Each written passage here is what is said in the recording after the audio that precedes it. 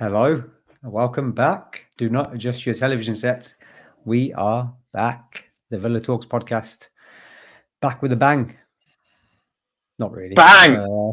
There it is. I was waiting for that. Good timing. We are back. Yes, it's been. We're so back, as they We're say. so back. It's been a while, hasn't it? It's been a minute, as they say, as the kids say. January 19th of January 2023 was the last time we were on. It's been Things so are long quite Villa have different, got good. That's how long it's been. Yeah, this is not some sort of Twilight Zone, but they are actually good. Unfortunately, our podcasting skills are still not so good. So we've got Sam waiting in the background, sorting himself out. Carl trying to get on, not sure what's happening with him. But I do have Yara and AJ with me to start things off. How are you both?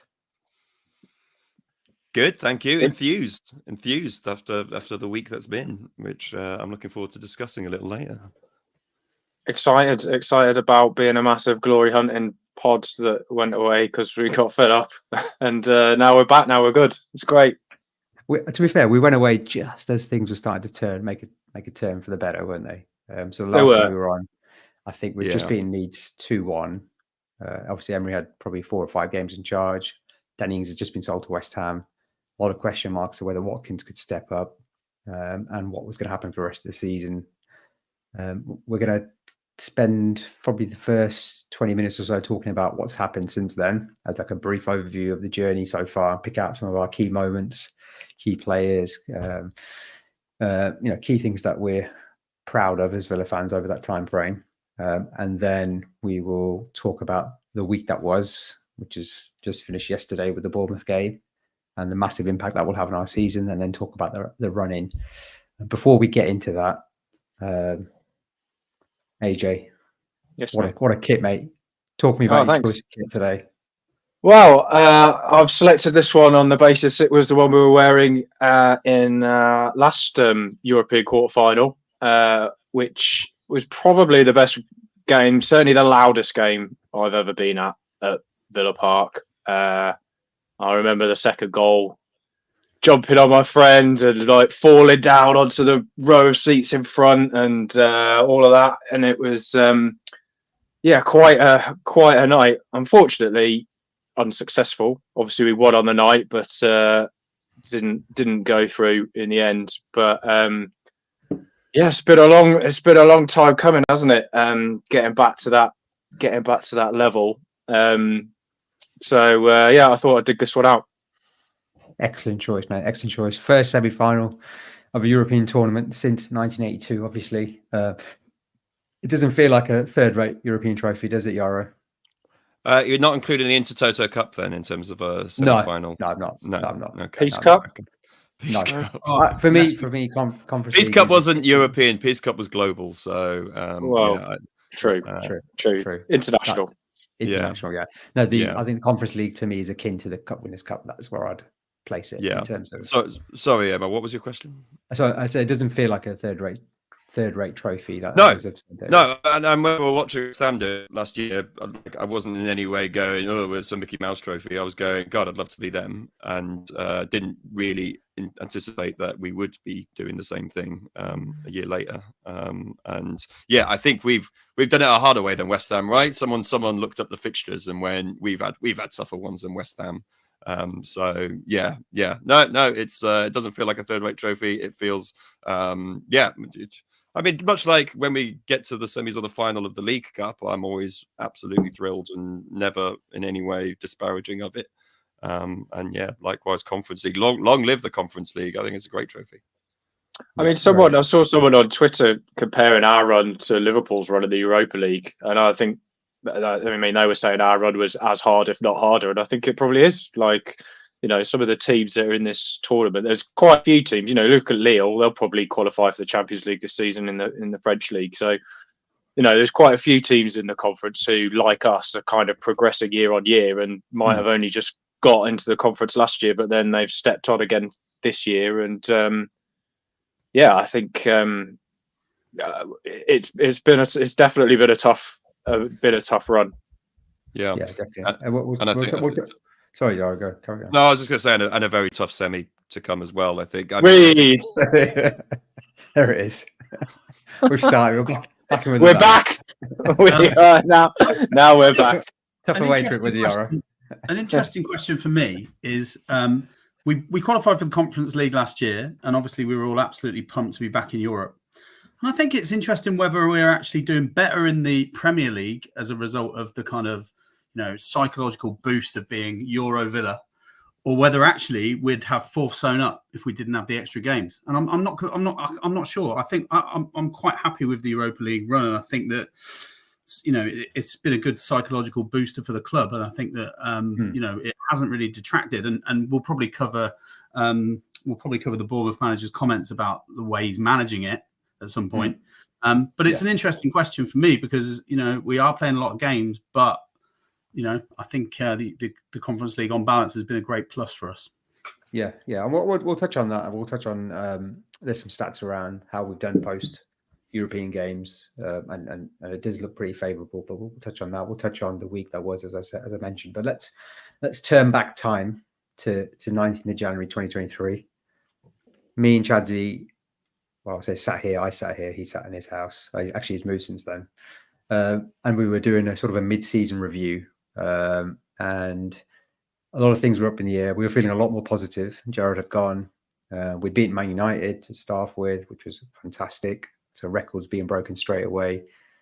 Danny Ings had just left. So me and Jazzy spent quite a bit of time talking about Watkins and whether he could step up. He'd only scored 3 goals in the Premier League at that point in time. I posted the table, I think at that time, and I think I'll get it up now as well if I can. And I think we were 11th at that time, if I can remember correctly. And we'd just beaten Leeds 2-1. Since then, AJ, obviously it's been a bit of a ride, hasn't it? Since that point in time. If you were to pick out, I suppose, some key moments.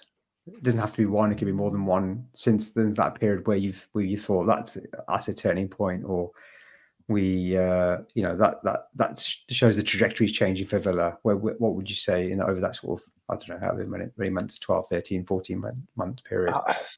I think it's hard to pinpoint like a turning point because Emery's been so consistent. Like since he came in, like if you look at our average points per game, it's been pretty consistent, throughout the whole time, getting on for like 2 points a game through that whole period. And I think that's the most remarkable thing is he came in and he took over that side that was completely bereft of confidence. That on this podcast, we were openly questioning a number of the players and whether they were good enough. Never mind talking about good enough for getting in the Champions League, which is the situation we're in now. Questioning whether they were good enough to be in a top half Premier League team, which was where we thought we were headed next. It just and obviously Gerrard was so uniquely terrible that the transformation is so radical. It's not like we went from like a good manager to a very good manager. We've gone from one of the worst managers we've ever had to probably the best manager we've ever had. In most of our football watching lifetimes, I can't speak for Rod Saunders and the likes of those guys because they're before our time, obviously. So I think it's really hard to say a moment or moments because the point is that it's been so consistent over that period of time. But in terms of things that I would draw out, I think every single player has improved under Emery. And if you look at the run we went on at the back end of last season to get into the Conference League, that was essentially the same squad that Gerrard had. And even going into this season, actually, okay, we've added a few key players, and I'm sure we'll talk about Torres and the influence he's had and all that sort of stuff. But a lot of these players, Konsa, Cash, McGinn, Dean, Kamara was a Gerrard signing. Let's not forget, although obviously you didn't get to see much of him under Gerrard because of the injury. But these the core of this squad is still Louise, Watkins. They were all in that same team. So it's just remarkable how quickly he turned us around is one thing. How he's managed to improve every single player in the squad, and also I think the other remarkable thing about Emery is his adaptability and the fact that we have been shaken by major injuries. Three ACLs in a season. To players who, all three of which arguably would be in our best 11 if they'd been fit all season. Ramsey hardly being able to play, and these injuries haven't all happened at once. They've come and gone, and he's had to subtly change the approach and the system across the 18 months he's been here several times in order to maintain that consistency. So it's not like consistency because he's had the same players and he's been able to maintain that consistency while having to adapt tactically, while having to adapt to the Thursday, Sunday routine, all of that sort of stuff. And he's still kept us just ticking over at basically 2 points per game for that entire 18-month period, which from where we were is just unbelievable, really. Yeah, no, really great. And I can see Carl there in the background. Carl. So I was gonna run through some stats, but let's talk to Carl and get him on. How are you, mate? I'm all right. What have you been talking about? Just you, mate. Oh, yeah. good. It's been a good 20 minutes on you, mate. To be honest, your adaptability, Carl. Your adaptability to different devices in order to log into our software. Yeah, this is very much the Unai Emery of the pod, aren't you, mate? Yeah, I've just had to download a fucking app that I'm going to use about 4 times and then just leave it on my phone. What app is that? The whatever you're streaming for. Right, really? Okay. Yeah, so that'll be there forever now because I'll never delete it. Yeah. Okay. Well, good to have you on. We're just talking quickly about the where we are now compared to where we were when the pod was last on. Just to give you some quick stats. I'm no AJ when it comes to stats, so I'm just going to give you really basic stuff, and then when the pod comes back and develops again, then AJ will obviously take over from the stat side of things and make it his own. Oh, will I? Okay. Yeah, of course you will, mate. Of course you will. You can't not. Even when I posted about this pod and we set an agenda, AJ was like, I'm not going to have time to do the stats. He still posted about 4 or 5 different stats that I've not seen before. He seemed to have plenty of time, didn't he? Yeah, which I'll dig out as well. But just quickly, so Unai Emery's had so since he's been manager of Aston Villa, this is just the Premier League so far this season. Obviously last season, he's been in charge for 59 games and he's got 115 points in that period, 1.95 points per game. Which on a 38-game season will be enough for 74, 75 points. Under Gerrard, we were way below that, as you remember. We were really struggling under him, both in terms of goals scored, but also in terms of possession, in terms of big chances created, in terms of pass accuracy, everything, every metric you can measure Villa on, we were struggling under Gerrard. One stat we weren't struggling on compared to Emery, it was goals conceded. So Gerrard, we were 1.32 goals conceded over his time at Villa, and Emery's. And this is just this season. To be fair, it's 1.47. We've been a bit leakier this year, I would say. But I think the reason for that has been a bit more of an expansive style of play, which we saw against Bournemouth, obviously, and we'll come on to that in a second. But Carl, just quickly, obviously, we haven't heard from you. AJ mentioned some sort of key moments, but more of an overview of the evolution and how consistent we've been. If you could pick out one player that sums up the change in mentality, change in consistency, change in approach under Emery, who do you think that would be?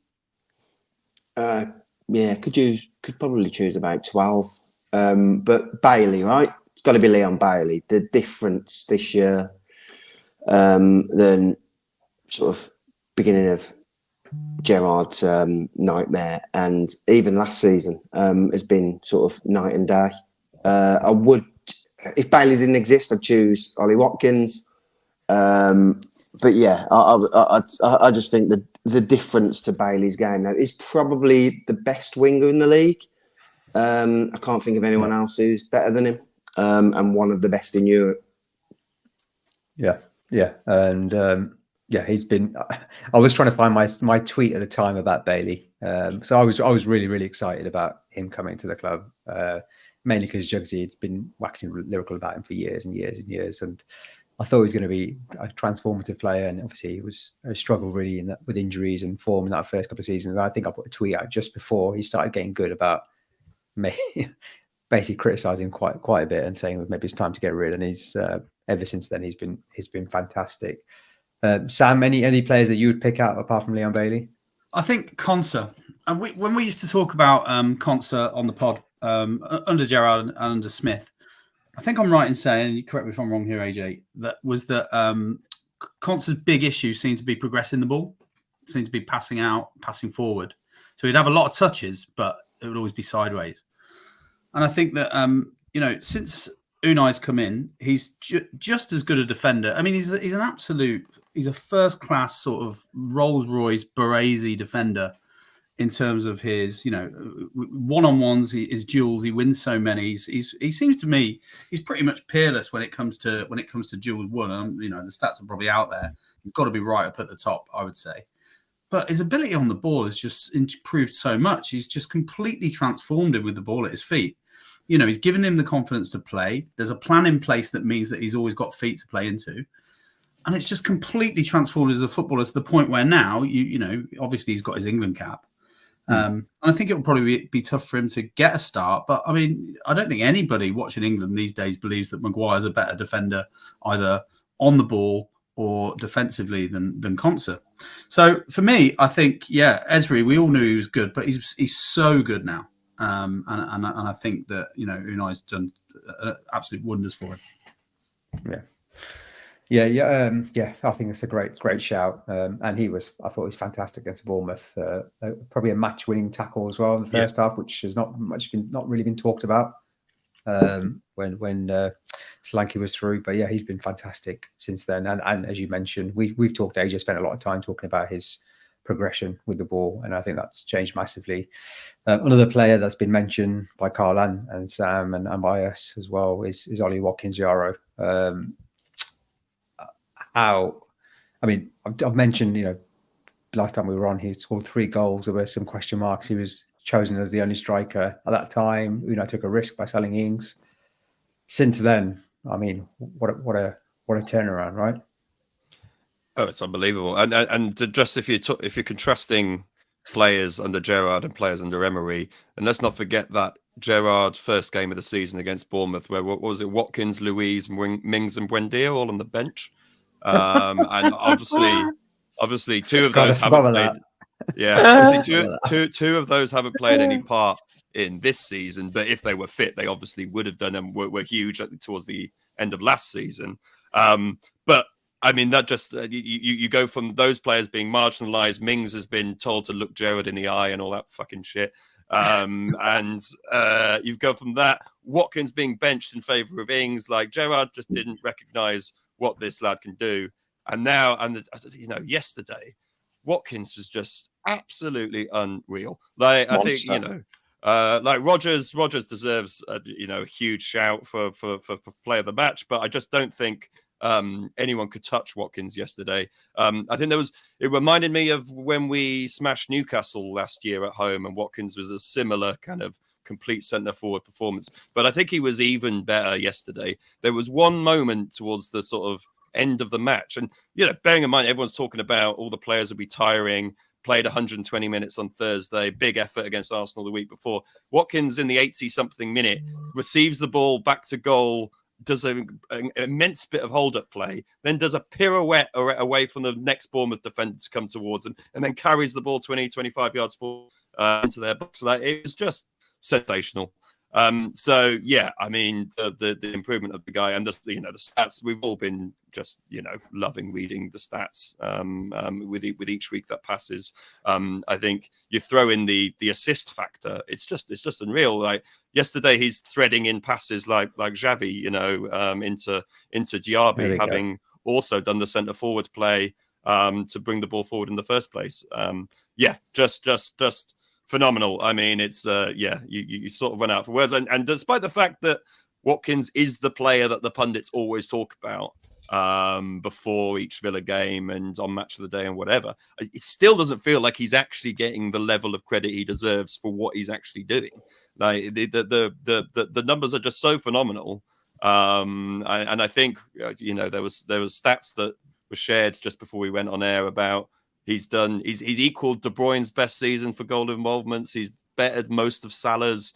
He's bettered all of Son's. It's just absolutely unreal. And God, if Real Madrid came knocking for him, what, 150 million, 200 million? It's he's priceless for us, isn't it?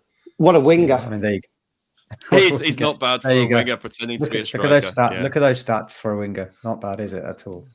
I'm enjoying it. He really likes ramming people's words down their throat. He's been doing that a lot this week. He's been. If only he'd known what you were saying about him. Well, that's what I was thinking. I'm glad he doesn't listen to the pod, because I'll be getting all that from him, wouldn't I? I'll be getting all that. Fair enough.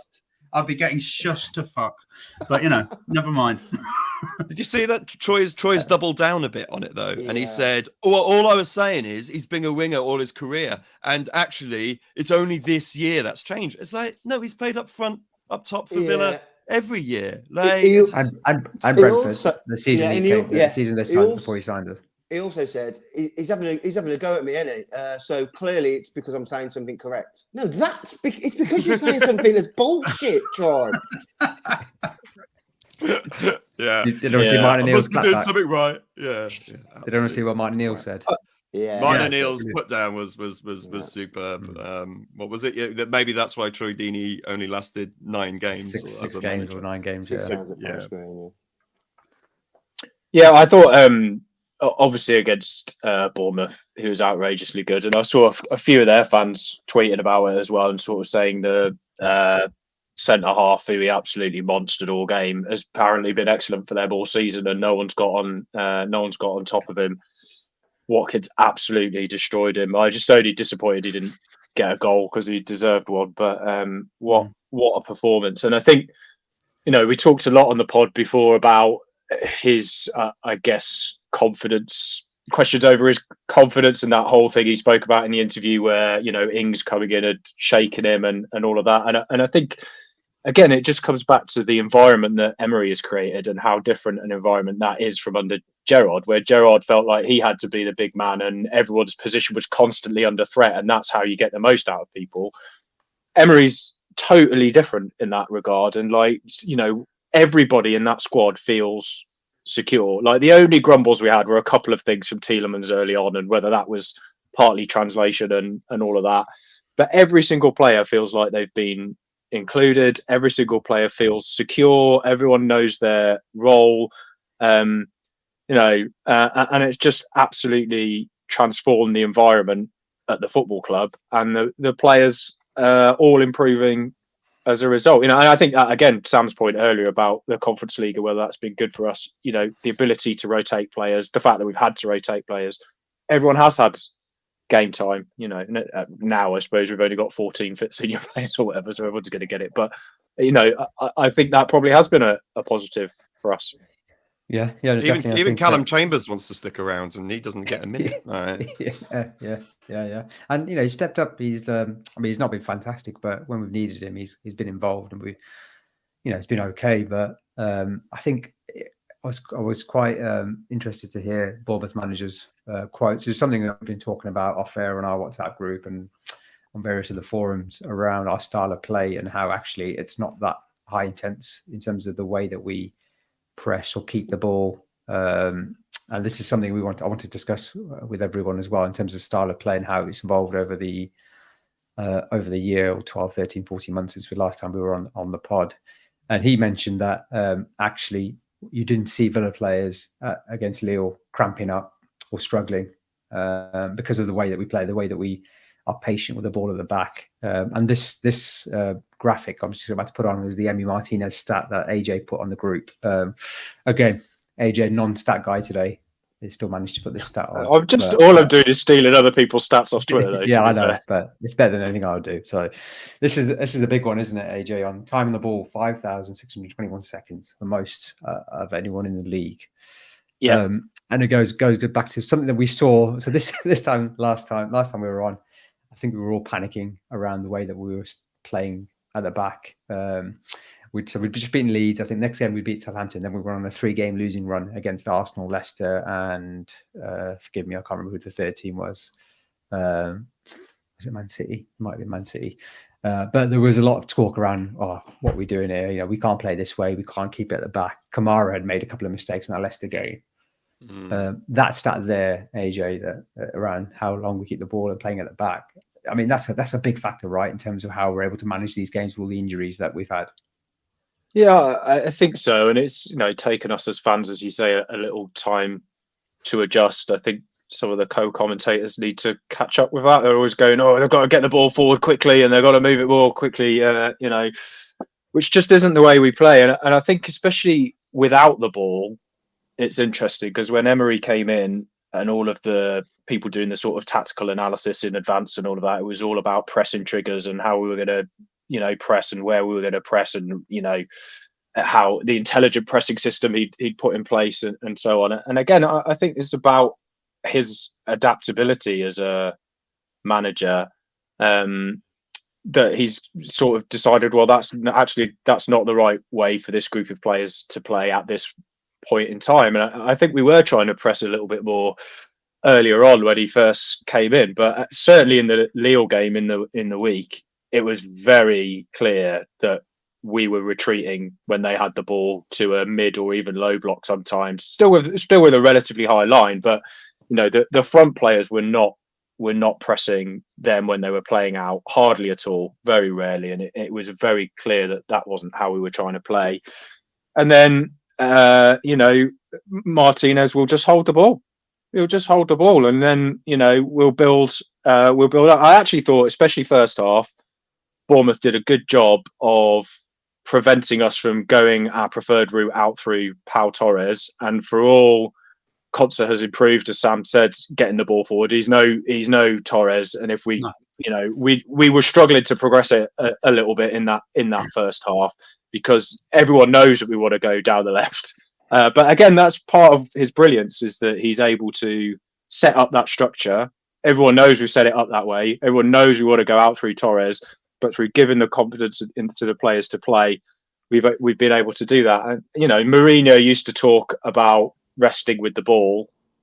There's no better way to rest with the ball than your goalkeeper just standing with his foot on it on the edge of the box, and everyone just standing there waiting for the opposition to move and create a gap, and then only playing it when that gap exists. Like, it's also notable. Like sometimes you see with stats, like again when you talk about progressive passing, it's nearly always goalkeepers and defenders who have the most progressive passing because there's more of the pitch for them to progress it into. It's notable that on that stat that you just listed, this isn't a feature of goalkeepers just hold the ball. There's no other goalkeeper on that list. The rest of the players there are centre halves. And again, that's a tactical thing. If the goalkeeper holds it, then there's 10 passing options. If your centre half is holding it, then unless you're going back to the goalkeeper, then you've only got 9 passing options, and that's part of what he's trying to do. And I would also just say, one of the other questions we raised, and in terms of players improving, we always used to say, well, Martinez, probably his only weakness is distribution. Well, it doesn't look like that now that we're set up in a system where there are options for him to pass to. Yeah. So, I mean, let's move on to the week that was then. That's a nice segue into the Bournemouth game. We'll start there and we'll work our way backwards. Sam, Yaro, you both watched the game. Yaro, you were at the game. Were you surprised with Bournemouth's tactics in terms of, AJ's mentioned there what they tried to do. They're obviously a high pressing team. They tried to stop Torres playing out. But quite often or not, they left Watkins one-on-one at the back. And obviously we know what happened. Were you surprised with those tactics? Was I? I mean, Yeah. I didn't have any great expectation of what Bournemouth's tactics were going to be because I don't watch a lot of Bournemouth, quite frankly. But I was surprised that we had the room in round the back as much as we did. I was surprised, but I'm kind of surprised at Villa Park now if anyone doesn't do what Brentford did for that first half, where they basically just sucked the life out of us, sat back and just allowed us to pass it around but make no headway. Anytime I feel like Watkins has space to run into, and yeah, I am a bit surprised. But just another thing that maybe surprised me, or at least felt like a novelty for me, is I sat in the Holt End. I haven't sat in the Holt End for quite a while, and not under Emery. What really surprised me is, speaking about that patient way that we play now, is how patient the fans are with it. You know, you're stood in the Holt End, and nobody's going, get it up there, get it up. You know, people have appreciated that this is how we play. And you know, I heard someone behind me still terrifies me though when we stroke it around the back and they're closing in. But I think everyone, I mean, obviously the results help. But I think everyone around the ground seems to get it as well. And also, but brilliant atmosphere yesterday. I saw a Bournemouth podcast actually from the away end, talking about how loud Villa Park was and how impressed they were with the noise. And I think it really helped galvanise the players. So yeah. But yeah, tactically, yeah, they did a lot of space, and it was great to see the front four were just absolutely on it and absolutely capitalised. I did have one. I was sitting in the posh seats, yesterday for the first time this season, and we had one fan behind us who kept saying, "What are we doing? What are we messing about? You know, get forward, hurry up with our play. We're losing 1-0 here." And someone turned around and goes, "Have you not watched Villa play in the last 12 months, mate?" And I thought I just summed up the change in attitude. You still get the people that shoot every time the ball goes anywhere within the, you know, anywhere near the area. Cash. Yeah. But yeah,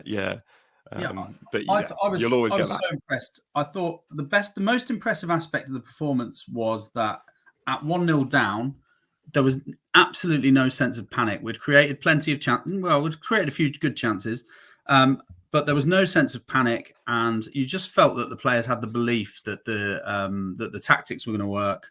And, you know, even at 1-1, you know, we just played the same way for the whole game. And, you know, against Brentford, when we went 2-0 up, there was almost a kind of palpable nervousness that crept into the stadium and into the side.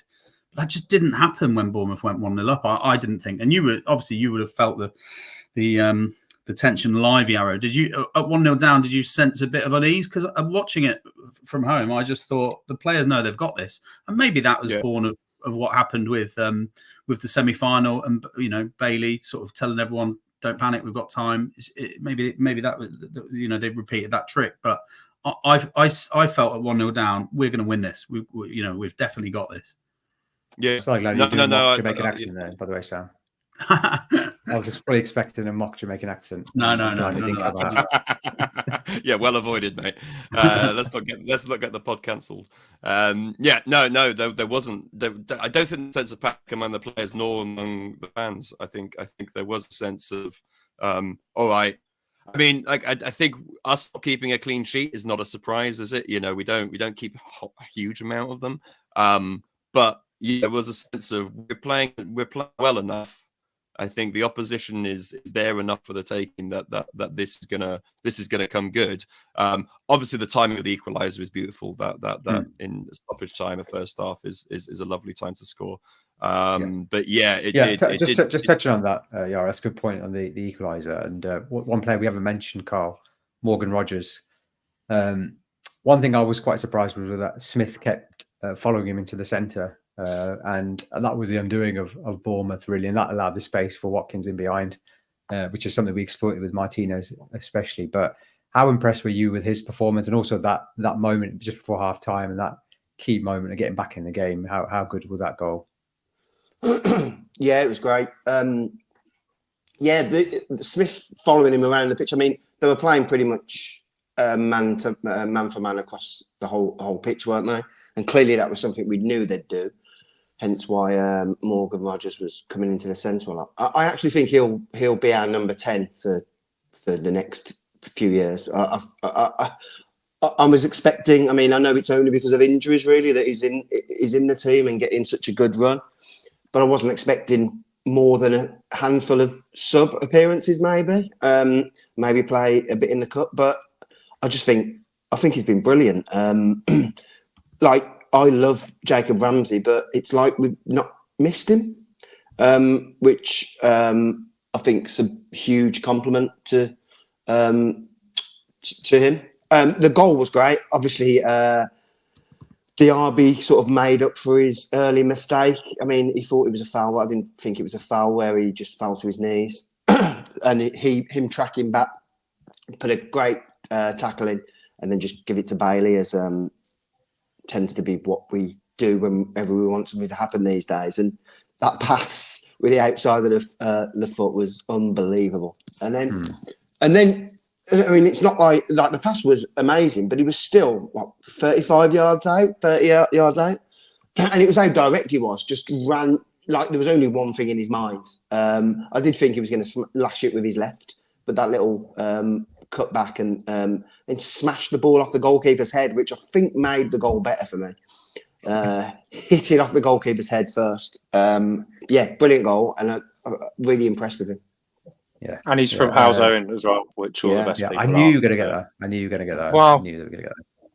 That was AJ. That was our box midfield, as the hipsters say in French, wasn't it? That sort of four in the middle that we've been using to build up play, and how we're talking about how we've developed as a team. That's been key, hasn't it, to our success? Yeah, I mean, it's also, I'd say, one of the things that's adapted a little bit, because you think about originally the box midfield, it'd be maybe like McGinn and Tielemans, and they would be quite narrow, whereas Rodgers was starting wide and he was coming inside, as Carl said, and dragging their man marking system out of shape and all of that, whereas Bailey tends to stay more wide on the other side, so he's not really creating that box. But then you have Diaby dropping in a bit deeper, and so it still kind of is the box midfield, but it's a variation on it. And again, it's Emery adapting to the opposition, man marking scheme. How do we drag them out of position? How do we move them around? If you've got Diaby dropping deep and one centre half's marking him, you've got Bailey staying wide and the other fullback's got to mark him, and then you've got Morgan Rogers dragging his fullback into the middle, then that does leave constantly Watkins isolated against his centre half, and Watkins was winning pretty much every duel in that battle. And that gives us then the option of, we can play it out and we can play into those players who are coming deep out into the box midfield shape, or we can go more direct into Watkins and he goes into beast mode and destroys your centre half. And how do you defend against both of those things? You can't. And I think that's what's brilliant about Emery, is that, look, we've got a slightly different set of players available now, so we're going to change slightly how this works, and we still want the same players. We still want players in the same positions to create the same passing shapes that we want, but actually their starting positions are different because where they want to play naturally is different. And I think even going back to the last time we had a very strong team and we looked like we were going to qualify for the Champions League under Martin O'Neill, the reason that we didn't was that he wasn't adaptable. Like, his plan A was brilliant and we had the players to deliver that plan A. But as soon as you come up with it against a different type of opposition, or as soon as you get a couple of key players injured, then plan A doesn't work. And then there's no ability to adapt to that. And then we, ended up finishing sixth every season or whatever. Under Emery, he has been able to adjust to the different personnel that are available. Rodgers has been excellent. Totally agree with Carl that I wasn't expecting anything from him really this season. I was fully expecting him to get a bit of a run here and there, and then we'd see the best of him next season. But he's really stepped up, hasn't he? To the point where, as Carl said earlier in the chat, if for PSR reasons we do have to sell someone in the summer, I really hope we don't have to sell JJ, but I'd be a lot more relaxed about it now with the performances that Rodgers has been putting in than I would have been when it was first mooted in January. Yeah. Yeah, I'd be ashamed. I mean, from a purely nostalgic, or not for nostalgic, wrong word, but emotional perspective, you want players who are Villa fans to stay at the club, and you always want that one or two players in the club that are Villa fans, because I think that's something that Villa have always had, and you want to keep that. So from that perspective, it'd be a shame if we have to sell him. But I've been lucky really to see Rodgers up close now for the last couple of games at Arsenal and now against Bournemouth, and he really does glide across the pitch, and everything looks so effortless. Even the way that he controls the ball. There was a moment, I think it was two moments that stood out for me. One was right at the beginning of the first half when he dummied it for Diaby, or I think it was Diaby, to run through and then pass to Watkins, and Watkins deflected shot went over. And then obviously the goal in terms of that, the dink back onto his right foot, that's composure. You don't really see that often from a player like that who's just come from Championship and hasn't really really pulled up any trees really in the Championship. I think most Middlesbrough fans were surprised at how much you paid for him. And then in the third half, where the ball was plucked out of the air, he looked like he was going to head it, and he ended up just sort of chesting and cushioning it down, and then taking it to the right. And I was watching right in front of me, and I just thought, wow, this kid's something special. And just the way that he looks like he's almost walking with the ball, but he's very quick across the pitch because of those long strides, and he's a massive unit. He's about 6'4". You don't get many 6'4" players with that good feet for a big man. That's the phrase, isn't it, that everyone uses, and that ability with strength and pace as well. So yeah, he's got definitely. Can he defend corners? And he can though. He has done. I don't think so. Arsenal. No one seems to be. No one else can. No one else can. Don't need to. And then Carl, second half. Before we'll go back to I'll go to the Arsenal game, and then we'll come back to the Lille game because Yara was there. So I want to. Well, Hit was there in Lille, so I want to hear his thoughts as well. But just quickly finish off on the Bournemouth game. Second half, first half, was a bit, I would say, not cagey. I think we created chances, but Bournemouth had their chances. But second half was a different story and very much the Ollie Watkins show, wasn't it? Yeah, just absolutely overpowered them in the second half. And one of those halves where I just really enjoyed just watching it. Never for a second. Once we got the second goal, never for a second thought we wouldn't win that game. And I think the second goal might be my goal of the season for us. When I saw it, I thought it, and I've watched it about 300 times now, and I still think it. The sort of weight on Ollie's pass is just unbelievable. But yeah, once that second goal went in, knew it was all over really, and we probably could have scored a few more. I say I knew it was all over. It was as long as we didn't give them a corner. I think, how many corners did they have? One? I can only remember one or two. Yeah. I think that's the key to our success. If we don't give any corners away from now till the end of the season, we've got fourth place wrapped up. And we had about 7 ourselves. We do it with them, but we had about 6 in a row. There were at one point. It was Was he Martinez? I don't know if you saw it. I don't know if it came on TV or not, but he was. He came over to Austin McPhee and said that Neto couldn't see the ball because of the sun. So he was telling the players to hit at the back. I mean, you don't pass set piece coach would have thought of that all by himself, wouldn't you? Considering that's what he's paid to do. But yeah, he does love it, doesn't he? Although we didn't concede a goal against Arsenal, who were the best of set pieces in the league. So maybe we are improving. Yeah. Just to round off the Bournemouth game, Sam, Moussa Diaby obviously scored the second goal. Heavily involved in a lot of attacking play. Has been criticised ish a little bit in his first season. Obviously, he started off like a house on fire the first 10 games, and has been up and down since then. What do you think of his performance, and how important do you think he is in the running? I actually think that, in a sort of litany of astute comments that we've had from you over the years, Omar, I think one of the most astute comments I've heard from you is just that unless you get an absolute top of the range Man City, Barca, Real winger, inconsistency is just priced in. They're going to be inconsistent because of what they're trying to do. Beating a man, going past a man, creating a goal, scoring a goal, they're the hardest things to do in the game.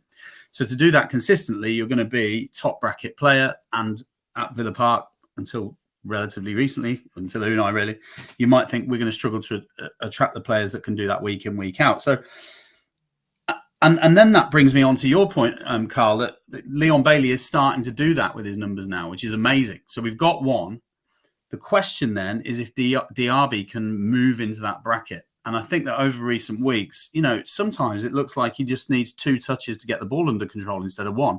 And he's just struggling with the basics. And then the next game, he'll get a nice goal or an assist or whatever, and you think, okay, he's coming back into it, and then he'll follow that up maybe with another kind of 6, 7 out of 10. So, I think that overall he'll probably look back at the season, and there's a few games left yet, and there's opportunities will be there for him to make a big impact. He could score the winning goal in the European final. Who knows? But I think he'll probably look back and say, not good in terms of numbers, probably wants to be a bit more consistent. But, is obviously there was plenty to like about that Bournemouth performance, I would say. Yeah, no, very much so. And I think, he has, 6 goals, 7 assists now, which for your first season is 13 involvements, isn't it? Which, Only Louise, Bailey and Watkins have got more for us. And Watkins has got more than everyone in Europe, apart from Harry Kane, as we've all just been discussing. So, and he's had much fewer minutes than them, to be fair. Yeah, similar. Him and Bailey, similar minutes. But yeah, obviously Watkins has played, 1,000 minutes more. So yeah, I also just mentioned the Athletic did a piece today talking about how teams progress the ball and how they get the ball into the box, basically. Here we are. So Diaby, obviously early in the season, there was a lot of talk about how they were almost like a front 2, and their interactions, the number of like assists and goals they were creating for one another, again, was like a kind of old school front 2 where you have a proper partnership and stuff. And even now, like, this has shown that, we are the only team in the league whose number 1 route into the box is from a second striker to their partner. So sometimes that's Diaby, sometimes that's been Bailey, sometimes it's been Tielemans, occasionally it's been McGinn. It's not always Watkins and Diaby, but it does actually show that the influence that he's having on games when he plays, even though I think it is fair to say his performance has been a little bit disjointed and a little bit inconsistent. He's still putting up numbers, and he's still contributing, even in those games where his all-round performance might not be great. He's still finding a way to create something or nick a goal. So yeah, again, it's frightening to think that if he develops the way Bailey has between last season and this season and builds in that consistency, we'll have 2 of them doing it next season. Yeah, both from Leverkusen as well. So let's push on then. So just quickly, I want to touch on the Lille game, Yaro, and get your views on that. I just thought I'd quickly mention the Arsenal game because it's definitely my favourite game so far in the Emery. I was there in the away end, and I just wanted to pick out 2 pictures which show you the reason why Emery is the man he is, and also why the fans are who they are. So this is me, 93rd minute of the game. We're winning 2-0. And this is my face, as you can see at the bottom of the picture. Oh, it's Tiny Omar. Still worried, Tiny Omar. Hashtag Tiny Omar. Hashtag 5'10" Omar. Sure. Look it, mate. Yeah, they're standing on seats. Of course they are. This was me 93rd minute, really, really worried that they're going to get back in it, whereas everyone else is cheering. And this is Unai Emery. What a man. Look at that. Look at that picture. That just sums him up, doesn't it? I don't want to talk too much about that performance because obviously we're a week or so on from that, but that I think that is a season-defining performance, and that is the turnaround that we needed in this sort of latter stage of this running. And everything good that's come since then, I think, has been because of that performance. And again, a completely different way of playing. In terms of the box midfield, Zaniolo pushed up against their fullback, which was the difference maker, and really shifted the game into our favour, I think, in that. But let's move on to the Lille game. Yara, you were there in Lille. Tell me what it was like, mate. Well, I'm going to struggle to tell you what the game was like. I mean, I bought, of course, yeah. I bought tickets, Eurostar tickets, on account of 2 reasons. 1, I got paid, and 2, I got pissed. And then that led to me just drunkenly warning, buying tickets to Lille, waking up and seeing the receipt. But then managed to waggle a ticket to the game whilst on the Euros start. Lille still had them going on their website, corporate kits at €65. So that was good. But obviously I'd had a few drinks by the time it kicked off, in the spirit of how I'd ended up there in the first place. But what I do remember is we weren't very good.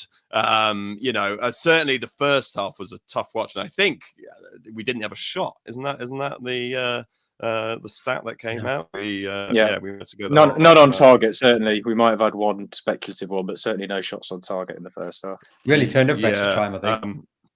And then by the time Lille scored the second, and I really didn't see that Matty Cash goal coming.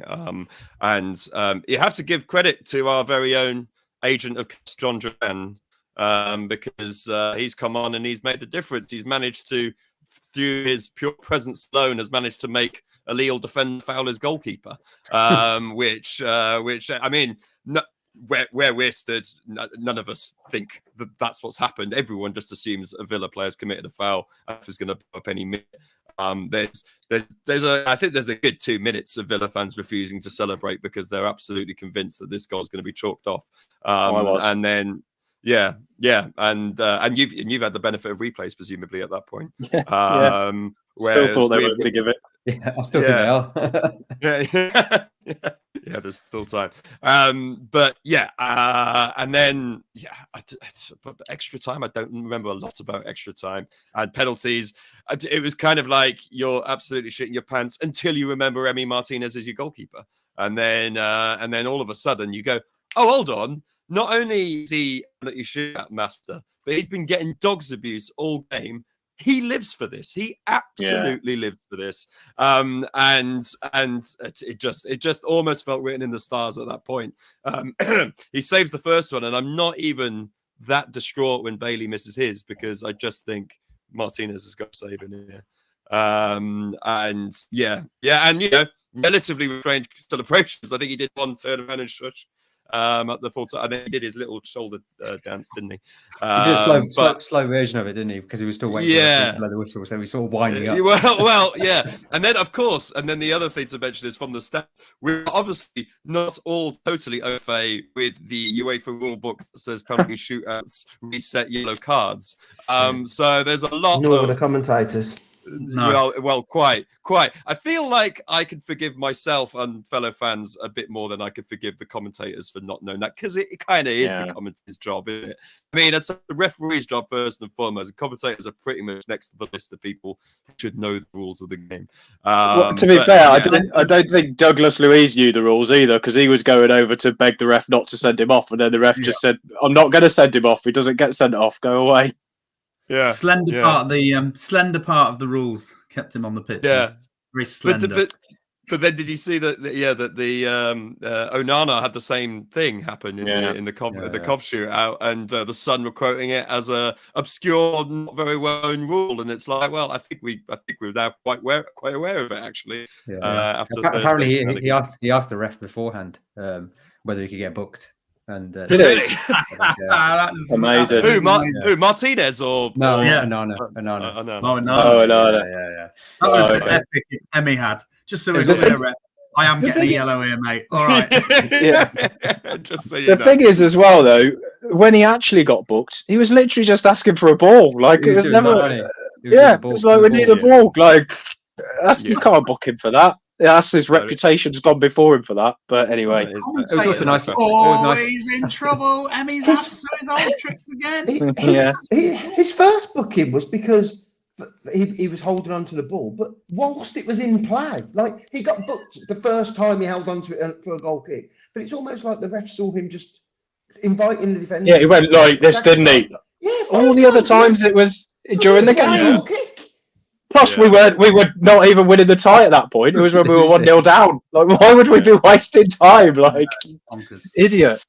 Yeah, he was dreadful, that ref. Even look at where he was stood for the penalties. He was so close, like in their line. Hand, wasn't he? It was basically holding his hand. But shout out to Dougie Luiz. His little keep ups on the way to the spot, like, and then that penalty. Ooh, anyone who wants Watkins taking penalties so he can get more goals, just no, shut up. That Louise penalty was unbelievable. Like, keeper did everything right, didn't get anywhere near it, and he was never he never for a second thought he was going to miss that, did he? Yeah. And Watkins is so good he could stack it and still score. Yeah. Well, like John Terry did that, didn't he? But he put it over. Exactly. Yeah. No, definitely that. So that was obviously what a week though. Arsenal, Lille, and obviously Bournemouth. Obviously, technically we lost the Lille game, but still going through in that fashion. We haven't played well, and Lille, as we talked about, they're a Champions League side. That, let's be honest, they're only 2 points off second, I think, in the league. So that's a tough team to play. And then Olympiacos coming up next, which we'll touch on now. We'll talk about the running now. I wanted to discuss the running now. There's 4 games left. I think is it 4 games left for Villa, 6 games for Spurs. Man United are out the question. I don't even want to mention them. They're just not going to catch us. So let's talk about the running.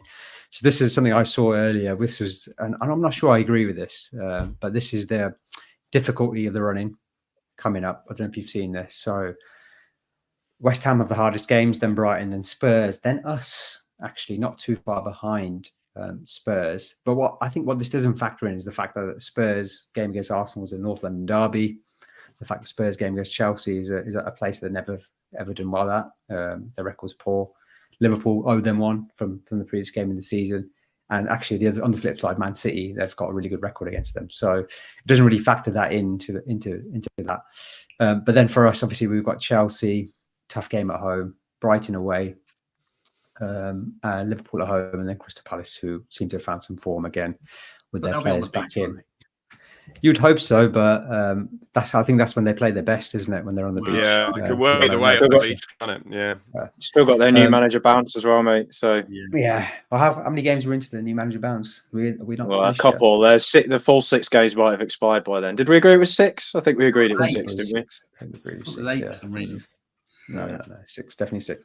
So the running, 66 points. Spurs are on 60 points.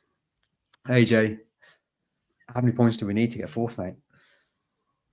Well, I think the other thing that doesn't factor in is, even though our games are a similar level of difficulty, we've got an extra 6 points already because we've played 2 of our games and won them. So it's harder to win 6 difficult games than it is to win 4 difficult games, isn't it? And that's what they need to do.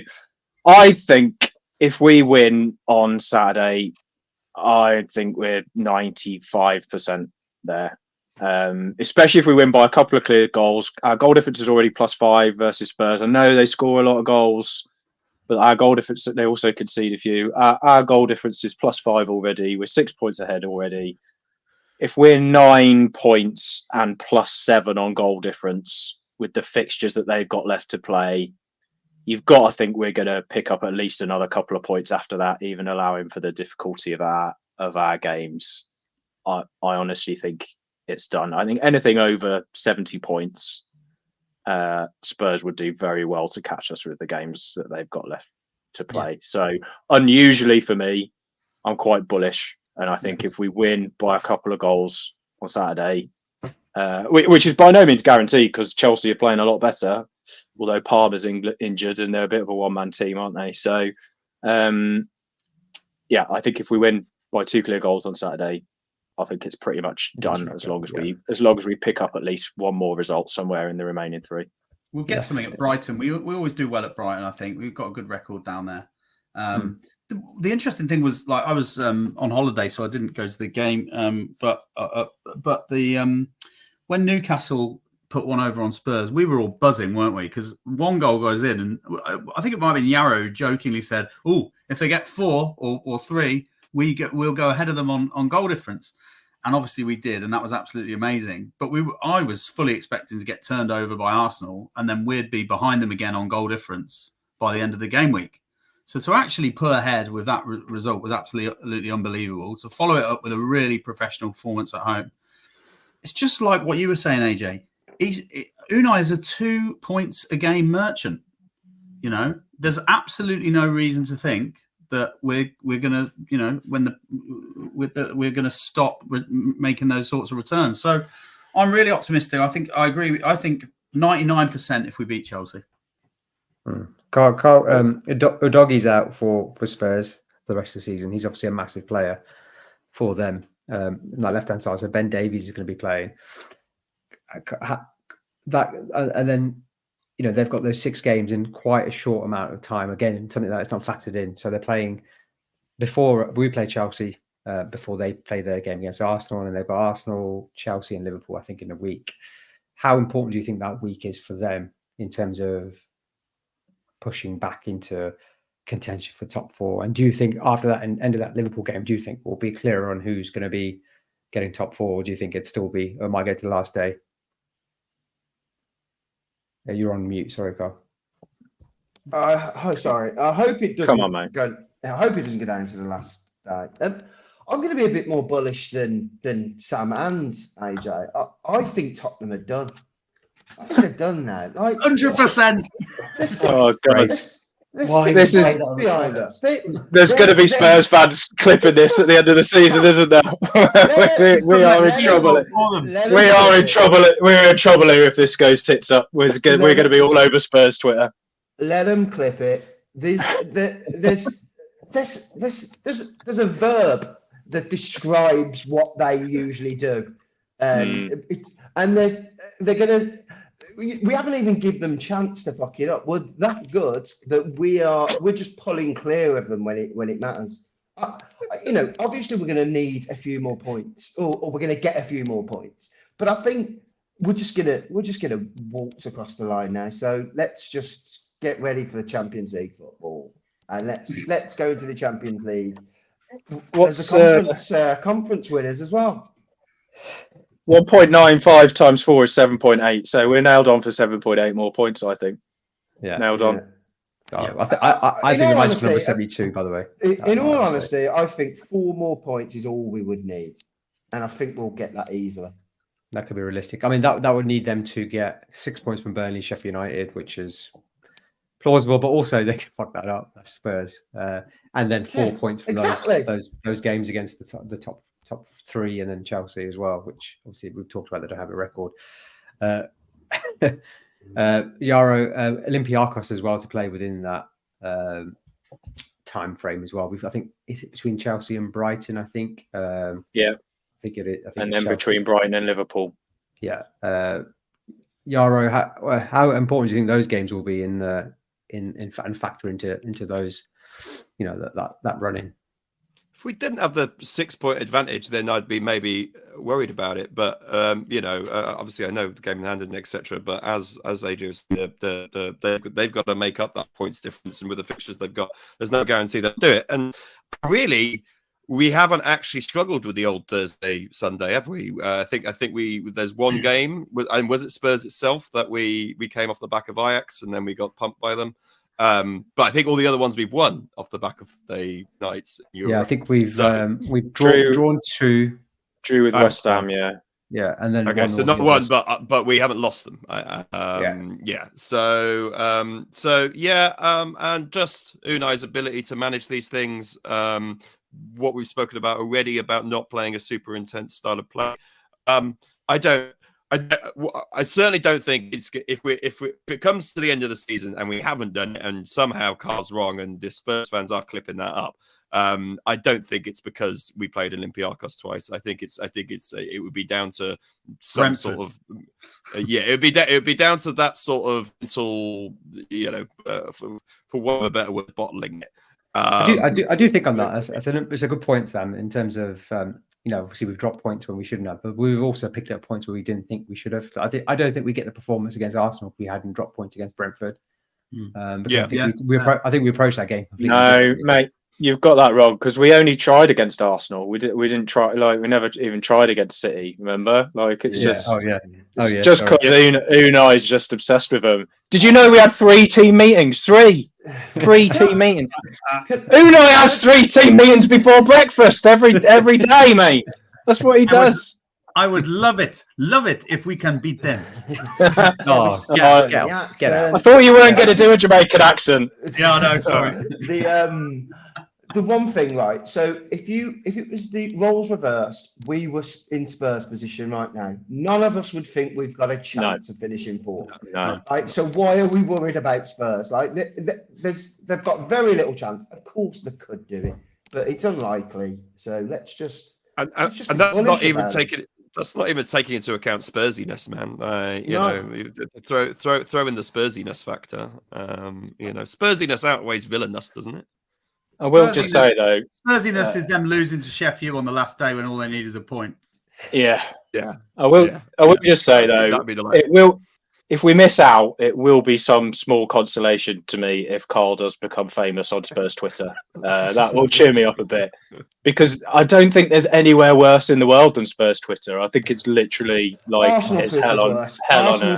Arsenal Twitter is much worse. It's bad, but I don't think it's worse. Have you guys seen that Stockport fan who's an Ange fan?